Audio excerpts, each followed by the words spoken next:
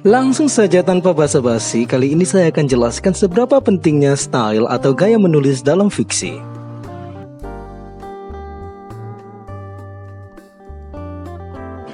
Gaya penulisan fiksi berbeda dengan gaya penulisan pada umumnya. Menulis fiksi berbeda dengan menulis skripsi, apalagi artikel yang harus dijurnalkan, apalagi menulis surat wasiat. Percayalah, menulis fiksi itu bebas, seperti kamu menulis diari atau ghibah di grup ghibah WA-mu. Masalahnya, gaya menulis juga mempengaruhi bagaimana makna itu disampaikan. Gaya menulis juga akan mampu mempengaruhi kesan, emosi, dan bahkan empati dari pembaca. Untuk lebih jelasnya, ada beberapa gaya bahasa yang perlu kamu pahami yang terungkap dari paragraf yang digunakan dalam menulis fiksi.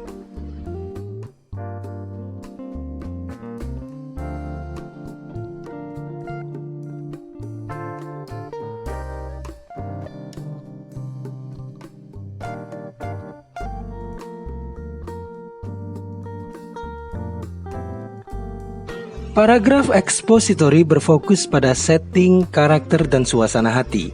Berikut ini adalah contoh paragraf ekspositori yang diambil dari novel yang berjudul All the Light We Cannot See, karya Anthony Doerr. Ini salah satu novel pemenang Pulitzer Award. Novel ini memaparkan cerita dengan rangkaian-rangkaian paragraf. Halaman demi halaman, kamu akan menjumpai gaya penulisan paragraf dengan paparan informatif.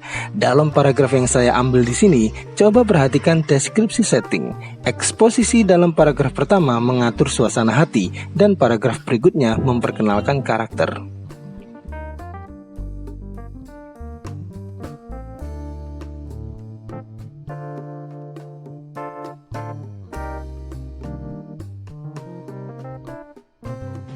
Jika kamu perhatikan baik-baik, kalimat mengenai light bulb atau bola lampu bisa menjadi bagian dari paragraf yang lebih panjang, tetapi penulis memisahkannya. Fungsinya apa? Tentu untuk menambah efek.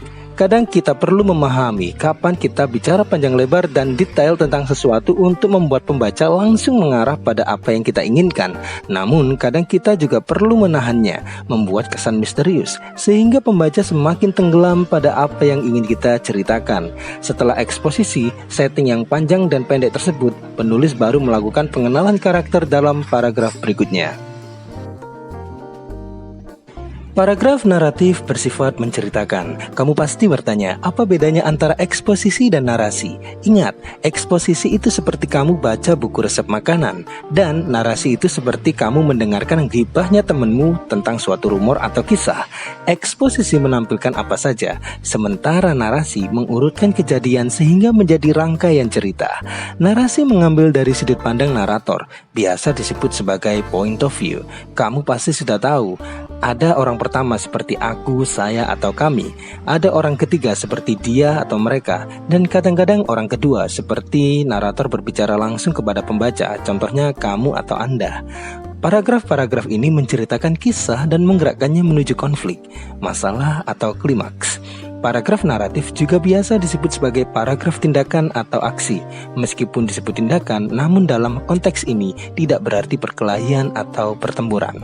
Masih dalam contoh yang sama, saya menggunakan All the Light We Cannot See. Jika kamu perhatikan, ada tokoh bernama Mary Laurie LeBlanc yang berdiri sendirian di kamarnya mencium selebaran yang tidak bisa dia baca.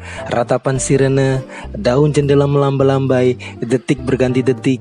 Ia menuruni tangga bergegas menuju sudut dapur di mana ada pintu yang mengantarnya menuju ruang bawah tanah yang penuh debu dan karpet yang digerogoti tikus, serta bongkahan kayu kuno yang sudah lapuk. Sangat terasa nuansa yang berbeda, itulah narasi. Ada bumbu drama, dilebih-lebihkan dan bahkan diperlambat, seolah-olah ada sesuatu yang ingin disampaikan namun penulis tidak ingin menyampaikannya dengan tergesa-gesa. Sama seperti kalian nonton drama Korea atau India, suatu cerita yang diceritakan tidak mungkin ditulis dengan singkat atau langsung ke inti. Jelas itu akan membuat penonton tidak menikmati. Jadi harus ada bumbu drama yang dilebih-lebihkan, dan dari sana emosi kita terpancing sebagai penonton atau sebagai pembaca.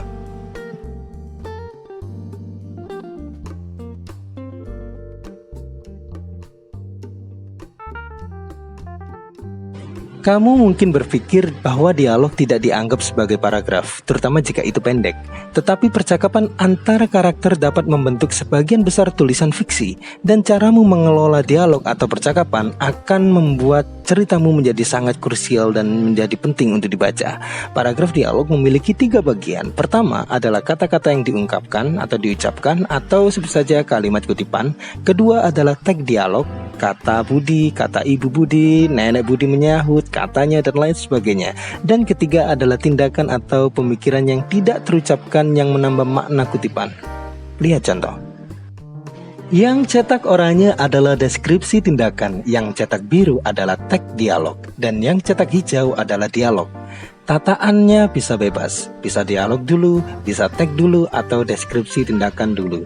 Tentu saja, tidak semua paragraf harus memuat ketiganya secara lengkap. Kamu bisa hanya menulis 1 atau 2 dari 3 elemen tersebut.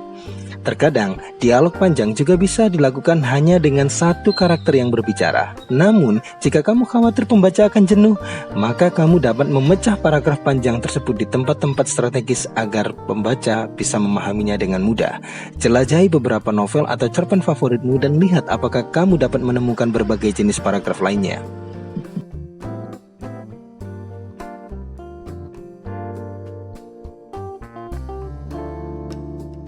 Poetic paragraf juga biasa disebut dengan verse paragraph.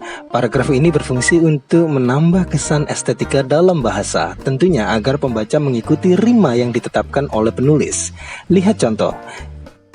The man standing alone but not so lonely, waiting for something he never knew. He shrugged at the wall, rubbed at his beard, and went out for cigarettes. He stared at the sky, and the sky stared at him. Then the woman he waited for came, and in slow-mo he could see his memory. She brilliantly evoked his frustration, like a monkey obsessively chomped on tripping taps, grimy windows, empty beer bottles, and leftover food. Dalam paragraf tersebut ada istilah-istilah paralel atau retorika berulang, seperti frasa-frasa yang dicetak biru atau juga analogi, atau juga dramatisasi tentang apa yang dilakukan seperti pada tulisan cetak oranye, dan majas perumpamaan yang ada pada tulisan cetak hijau. Membaca paragraf ini membawa pembaca berbelit dengan drama kisah seorang laki-laki yang menunggu perempuan yang tak mencintainya. Mungkin kamu bisa saja bilang intinya cowok itu nunggu cewek, tapi kenapa berbelit? Ingat, setiap cerita punya caranya sendiri untuk bercerita. Tidak semua bisa ke intinya langsung. Sama kayak kamu mau ngutang ke temenmu, selalu ada kata-kata basa-basi, berbelit dan penuh retorika dengan suatu maksud.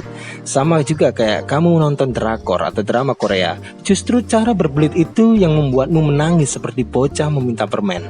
Muhehe.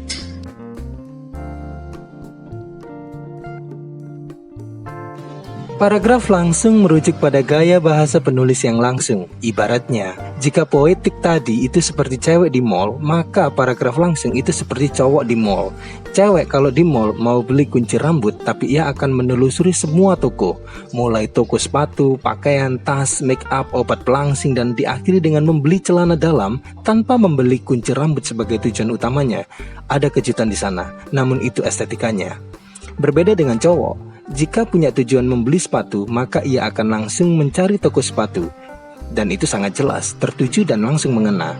Paragraf langsung tidak menitik beratkan pada estetika, namun pada pesan yang ingin disampaikan dengan ritme yang cukup tepat. Lihat pada contoh. Dari contoh tersebut, kamu akan menyadari bahwa paragraf tersebut menjabarkan aksi tiap aksi, dari apa saja yang dilakukan oleh laki-laki itu, sampai bagaimana perempuan yang dinantinya itu menolaknya. Jika kamu berpikir itu puitis, ingat, menulis fiksi bukan menulis laporan skripsi. Anda perlu sedikit cerdas menggunakan bahasa yang lain yang analogis.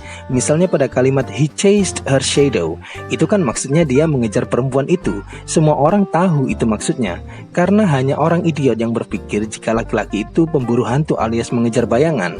Menulis fiksi dengan kreativitas pengolahan kata akan mencerdaskan otak kalian, percayalah. Jika kamu belajar sesuatu hari ini, jangan lupa untuk tulis di kolom komentar. Jangan lupa untuk terus berbakti kepada orang tuamu. Sekian, terima kasih.